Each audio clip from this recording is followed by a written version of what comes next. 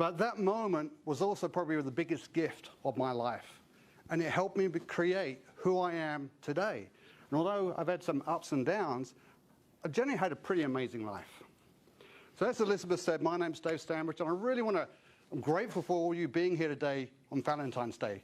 Let's come and spread some love, and I want to spread some love your way. So thank you very much for being here. And I feel honored to be here, especially given some of the guests that Elizabeth had up, like Stacy and so forth, Terry Weaver and so forth. So today, as you know, this is about overcoming challenges and how you overcome challenges and move through that and create success from that point. And hopefully today I can give you some ideas of some of the challenges I went through and how I overcome them and created, like I said, started and grown over 7 successful businesses. So any of you can think of those rambunctious, annoying little kids that run around in restaurants and supermarkets and the parks causing chaos? Any of you relate to those people? Well, I can definitely have sympathy for their parents, because as a 6, 7, 8-year-old, that really was me, sticking my nose where it didn't belong. I was very rambunctious, very boisterous, running around generally causing chaos. And I got to give respect to my mother, because she had me and 3 other children. So how'd you put up with this all? I don't know. But, and by the way, for those that don't know, I'm not from Australia, I'm from England, okay? Most people say Australia. No, I'm from England. So on this particular day that I'm talking about, the event happened, my parents were doing what's called a booze cruise. And a booze cruise is where you drive down to Dover, jump on a ferry, and you go over to Calais, and you load your car up with alcohol and cigarettes, because you buy alcohol and cigarettes over in France for about 1/5 the price you could in England. And obviously, being English, we tend to drink a little bit. So they did that about 3 or 4 times a year. So they were dropping me, my older brother, off at our grandmother's house. And it was a beautiful spring day. Now, if you know English weather, you don't get very many beautiful spring days. So it was unusual just in itself. But it was a beautiful spring day, and we've been playing out in the backyard. And my 2 sisters were up having a bath. And I noticed my brother wasn't around. I was all curious, where did my brother go? And I saw him playing down in the garden shed. So full of curiosity and passionate like I was, I went running down to the garden shed, threw open the garden shed and dived in, just as we were pouring a jar of methylated spirits onto a fire he'd built in the middle of the shed. Well, the moment I went through the shed, I knew something was wrong. I felt this wave of heat hit me. And I started feeling my chest. And that surprise went to panic and fear as I looked down and saw flames coming up my T-shirt and rolling up onto my face. And in panic, I looked over to my brother for help. But he was frozen, just unable to move, just staring at the situation unfold in front of him. And fear and panic was coming over me, and I knew I had to do something. So I sort of hit the ground and started running around, trying to rip this T-shirt off, and bits of molten plastic, the molten nylon was sticking to me from the T-shirt I was wearing. And again, I was just like, how can I stop this? How can I go back and not make this happen? This isn't really happening to me. And it's just like the pain was incredible, and I knew I had to do something. So I started to stand up, and I looked over for my brother again for help, but he was gone. And I wanted to cry, and I just couldn't. And I wanted to yell out in pain, but nothing would come out my mouth. So I got up and started walking out the door towards the back door of the house, towards the garden, towards the kitchen. And as I got there, my brother came running out the back door with my grandmother. And they both stood there with this horrified look on their face of like, ugh. And I couldn't say anything. And suddenly my grandmother seemed to come to some sort of realization. She turned around and ran back in the house. And I'm going, wait, stop. But she was gone. And I sort of like started walking up the steps into the house. And my brother was still sitting there frozen, unable to move. And as I got into the house, my grandmother came running down the stairs with a blanket and put a blanket around me. Now this was back in 1972. And not everyone had cell phones back in those days, strangely enough. In fact, she didn't even have a phone. So she grabbed my hand and she dragged me around to the neighbors and banged on the door there. And obviously the lady of the house opened the door, and again, another horrified look on her face. And my grandmother said, dial 999. And over in England, it's not 911, it's 999. So the husband of the house came over and he saw what was going on. He rushed off to dial the ambulance. And they took me into the kitchen and sat me down in the kitchen, by the kitchen table there, and turned around and walked out. And I'm sitting in the kitchen on my own. This fear, the panic, I had no idea what was going on. And I just wanted it all to stop. And I was sitting there, my body just started to shake violently. And the blanket I had slipped off my shoulders. And probably for the first time, I looked at my arm and really wish I hadn't. And I reached up and touched my face. And again, sort of like, wish I hadn't. So I get. And I knew I needed to do something, but I didn't know what I was going to do. And I just wanted the whole thing to stop. And I actually remember looking over at the kitchen shelves and wondering if there was a knife in there, because I just wanted to stop the pain at that point. Then something at that moment pretty unusual happened. And it's something I very, very rarely talk about. In fact, only about 15 people in the world know about this. I don't talk about it very often. It's very personal to me as well. But whether you call it some sort of mental release, or whether you call it a spiritual moment, or an out-of-body experience. But what happens, I found myself on the other side of the kitchen, looking at myself, shaking in the chair. And the pain seemed to go away, and I got this moment of clarity and of peace and a sense of love. And there's a lot of different things going on at the time. And I realized I had a choice. I have a choice of, do I continue in this life, or do I choose another path? And just thinking about that, I got this wave of remorse about, what are my parents going to do? What am I going to do? And as I said before, I was a really stubborn kid. You know, very rebellious, very boisterous, very stubborn. And I decided I wanted to continue in this life. I was going to continue, not just continue, I was going to have a great life. And the next thing I know, I'm back in my body, and again, the pain's there. I regretted the decision. Why? Why did I do this? So then the ambulance come. I can remember rushing around and giving me injections. They put me on the ambulance, shipped me off to the hospital. I remember shouting out in pain in the ambulance. And I got to the hospital, and they must have given me some drugs, and I basically passed out. And I don't know how long it was, but I remember sort of like becoming aware again. The pain wasn't as great because I've had quite a few drugs at that time. And I could hear my parents speaking outside. And I got this wave of embarrassment of like, oh my God, I'm going to be in so much trouble.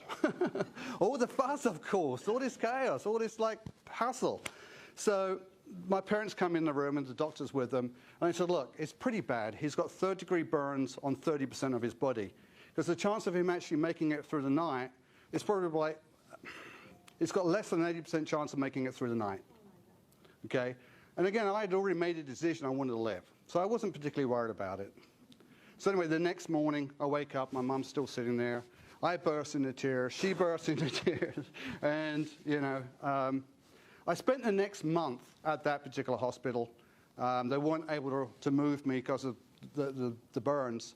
And they wanted to move me to a hospital called Mount Vernon, which was a specialist burns unit.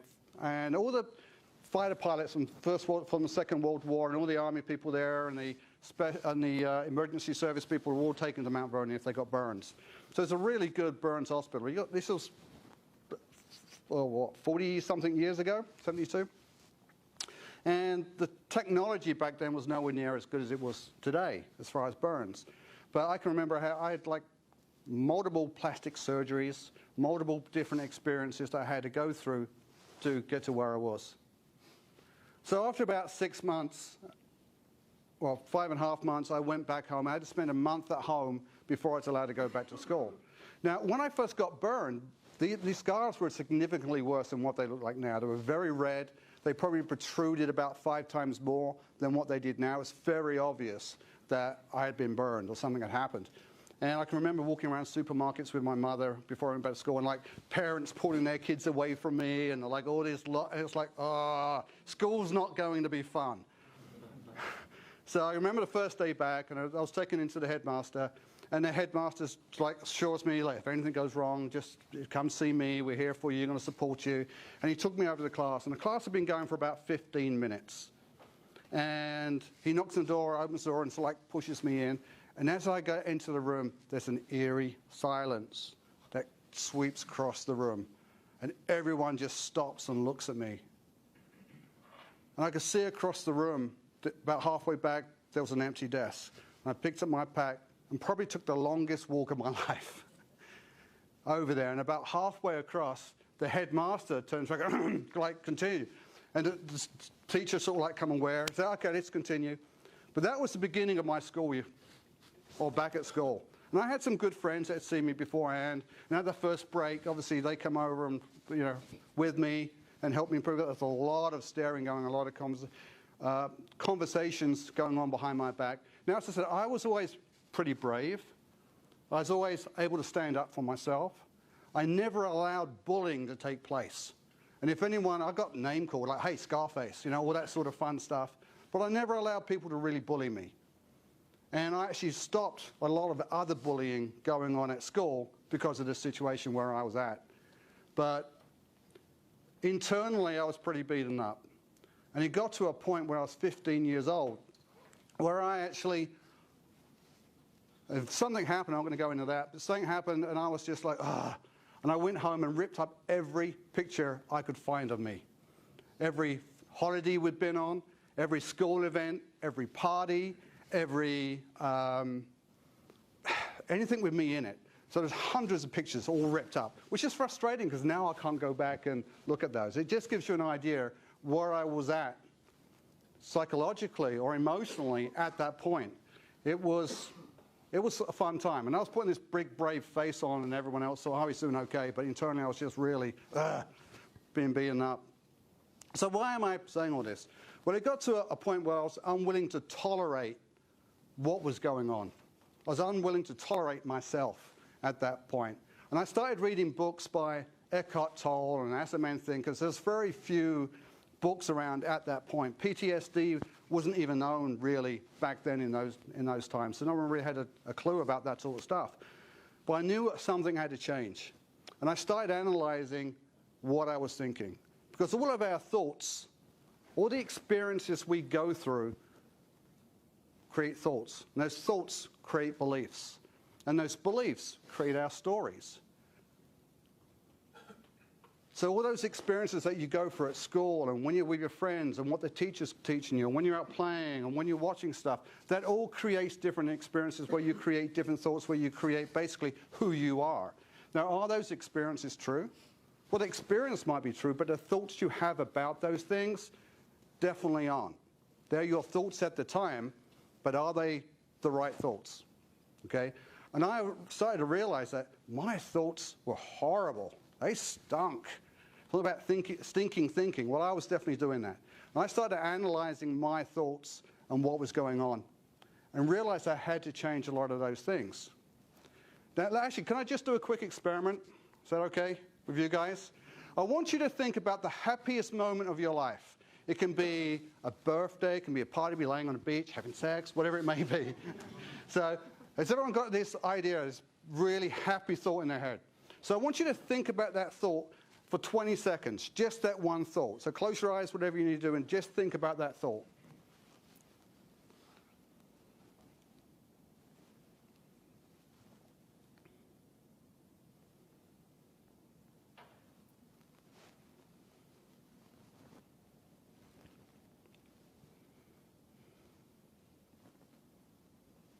Okay, so that was like 18, 19 seconds.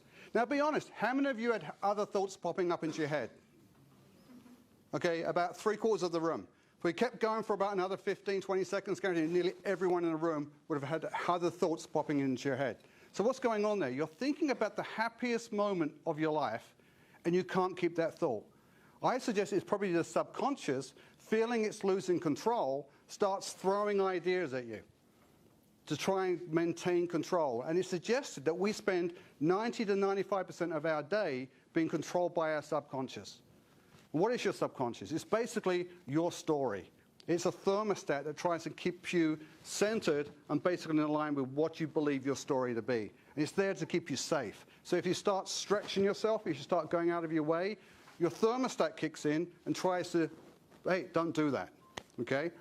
And I was basically being run a lot by my subconscious. So I started looking at my thoughts, rewriting a lot of my thoughts. My thoughts were whenever someone looked at me, they were thinking, he's ugly, he's whatever, you know. And I started changing those thoughts to, I bet he's got an interesting story. You know, I wonder what happened to him. And now they call that cognitive reframing. And I didn't know that back then, but I did a lot of cognitive reframing as far as what I was thinking. There's a lot of other things I do where I don't really have time to get into. But what was the outcome of me going through and focusing on that? Well, literally within 2 months, and my life at that point, when I was 17, my life was going nowhere fast. I was doing terrible at school. I was put in classes for being a slow learner. I've got terrible dyslexia. My spelling is horrible, okay? I had never been in a relationship or even close to being in a relationship. All my friends had relationships and stuff, and I was going nowhere fast. But literally about 2 months from making the decision I was going to change and not being willing to tolerate what I was tolerating, I had this fantastic relationship with a guy I dated for about 4.5 years. I got this really good job with Ford Motor Company where it wasn't what I wanted because I wanted to go and start my own business, but I had to start moving. I had to start getting in that right direction. And I become a much happier person. And my friends even said, what the hell happened to you? What's going on here? Okay? It was interesting to see that just transformation of what happened just by analyzing my thoughts and what I was thinking and what process. And it's not easy. By being aware of what's going on in your life and what you're thinking, it's probably one of the hardest things you'll ever do. It's also probably one of the most rewarding things you'll ever do if you're willing to go through the pain and doing it. Because believe me, a lot of that stuff has big spiky thorns and they don't want you looking at it. And you get pricked quite nicely when you start going in there sometimes. So what happened? I worked at Ford Motor Company for 4.5 years, or just over 4.5 years. I knew it wasn't what I wanted to be doing. I started my first business, which was a paintball site with a colleague of mine. It's where you run around the woods and shoot people with paint pellets. I did that for about 7 years I did that for. But about 6.5 years in, I decided, you know what? This isn't really my purpose. Why am I here? Why did I survive that burn? Why did I have that experience? What's the reason that what should I be doing? And I decided that wasn't playing paintball, and I was classed as one of the top 10 paintball players in the world, by the way. I went around the world playing professional paintball, so I was pretty good at it. But I decided, I had this urge, I've always had this urge to go to Africa, and I decided one day, I'm going to Africa. And all my friends said, Dave, you've got a business, you've got a house, you've got a car, you've got all this stuff. You can't just go to Africa. Well, I had clarity on where I wanted to do and what was going to happen. And literally within 3 months, I'd sold my house, sold my business, got rid of everything, got a job in Africa as a tour guide on one of those trucks where you drive people around on the back of a truck, and got my heavy goods vehicle license, and I was landing in Nairobi. Scared the hell out of me. Okay, what am I doing? But I had a fantastic year over in Africa, and I got to spend months on the Serengeti and the Masai Mara, and spend several Christmases in the Sierra, in the Zaire forest, and canoe down the Zaire River on a little 10-man canoe, that type of stuff. Really awesome stuff. But I never found really what it was I was looking for. So I came back to England. To cut a long story short, I had decided I was going to go to Amsterdam. I started a business in Amsterdam, lived in Amsterdam and Maastricht for about 1.5 years. Came back to England and run a couple of businesses in England. And I wanted to come to America. For whatever reason, I'm going to go and live in America. And all my friends said, yeah, he's going to do it. We know him. If he wants to do it, he's going to go and do it. So literally, I think it was in 95, I ended up landing in Orange County. Well, I was actually flew into Chicago first, and went from Chicago to Orange County. And I landed with probably about less than $10,000 in my pocket at the time. Okay, I spent the first 2 months sleeping in a friend's sound studio in a garage. Gosh. But I was determined to come over here and make things happen at that point. Okay, I started a painting business. That really wasn't where I wanted to go. I did okay doing that. I started a car detailing business and grew that over 2 years to about $250,000, $300,000. Sold that business, or basically gave that business to one of my employees at the time. And I met this lady called Charlene, who had pretty bad cerebral palsy, and she couldn't walk properly, and she's, problems with her arms and hands and stuff like that. And I had a lot of respect for her because despite her handicap, she was determined just to live a normal life and to go out there and really make a success of things. And we decided we were going to start a business together, and we started a debt negotiation business. That's where someone comes to you with credit card debt, and you ring up the credit card company and negotiate it down. And we'd normally get someone out of debt from $30,000 down to about $10,000, including our fees and everything, in about 2 to 3 years. Completely changed lives.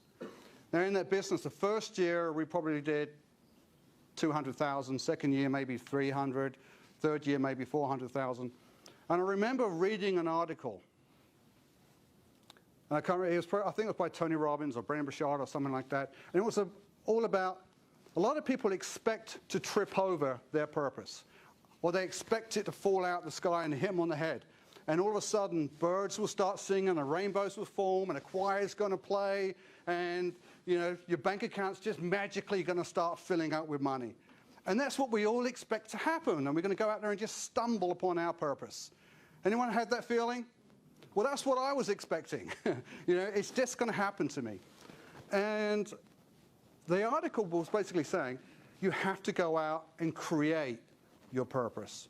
You don't find a purpose, you build a purpose. And that really struck me of, what am I doing with this debt negotiation business? Well, I was helping hundreds of people really transform their lives. I was helping people that would have been struggling with debt basically for the rest of their lives start living a new life. And I decided I was going to build a purpose around that. Now, a couple of things around that. If you're living in the past, or you're living out of obligation to something, or you're just living to reaction to something, you're never going to find that purpose. Okay? It's got to be an intention, an intentional thing that you're doing that you want to be doing if you're going to find it. Also, something else about that, I've been trying to do a lot of my life setting goals. How many of you set a goal and never achieved it? Everyone in the room, I'm sure. How many of you set New Year's resolutions and didn't achieve those New Year's resolutions?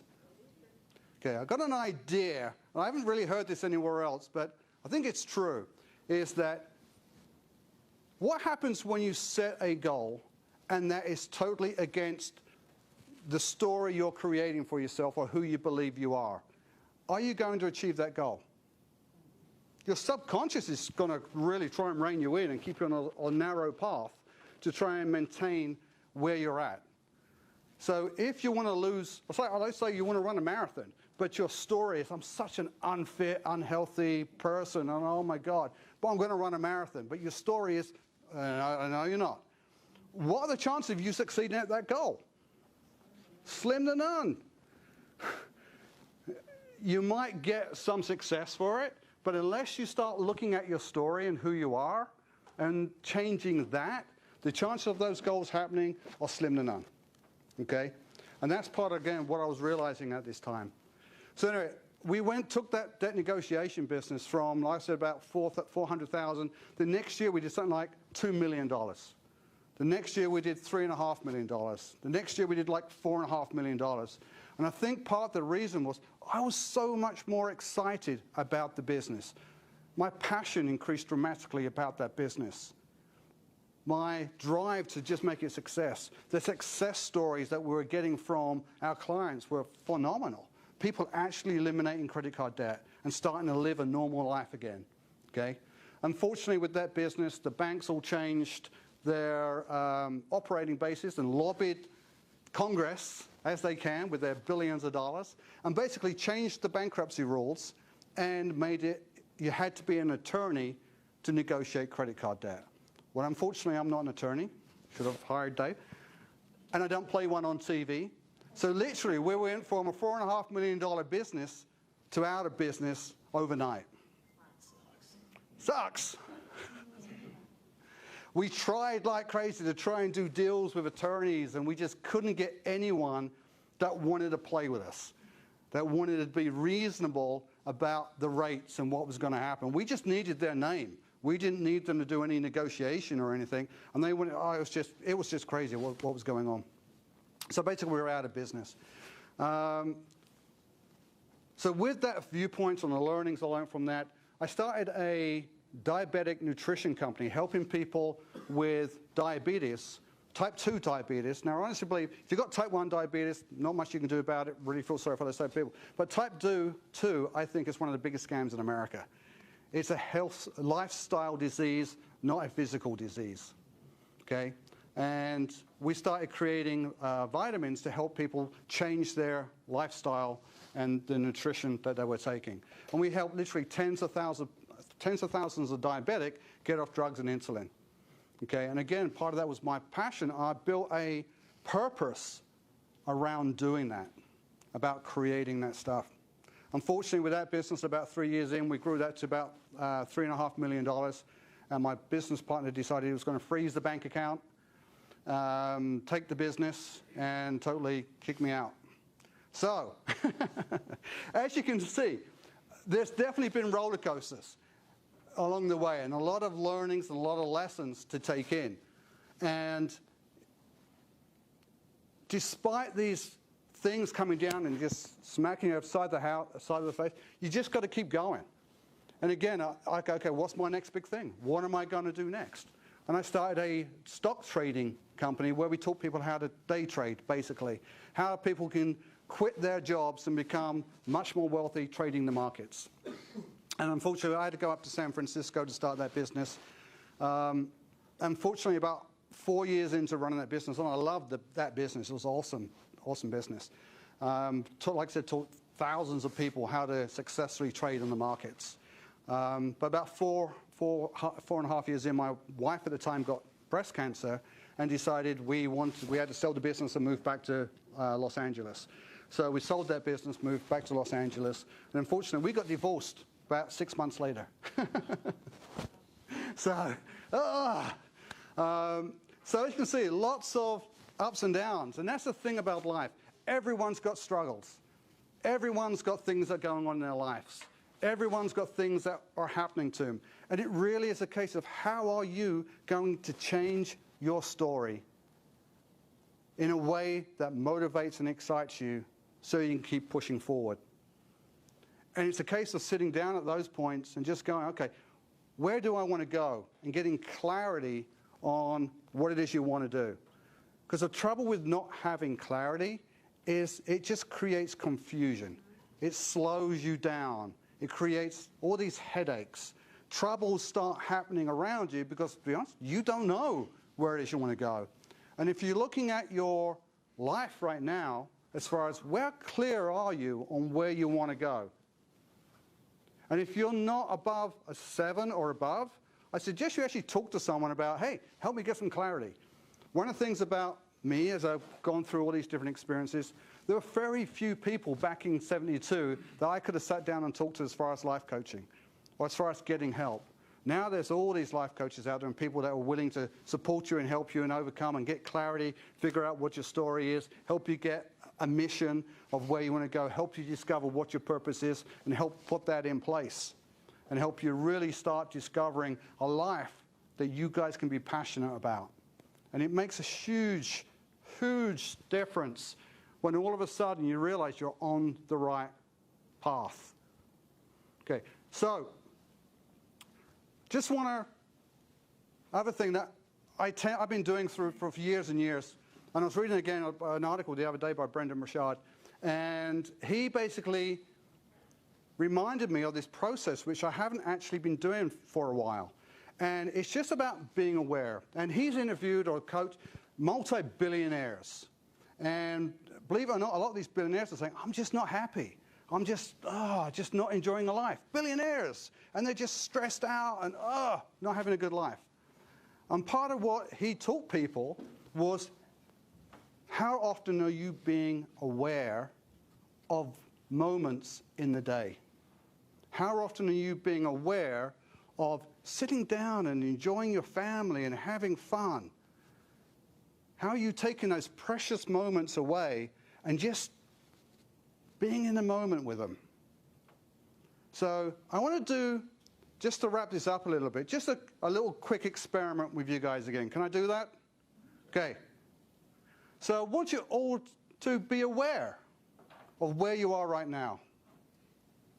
I want you to be aware of the person sitting next to you. I want you to look at a person and see their smile. I want you to notice what they're like. What's their hair like? Because you're surrounded by friends.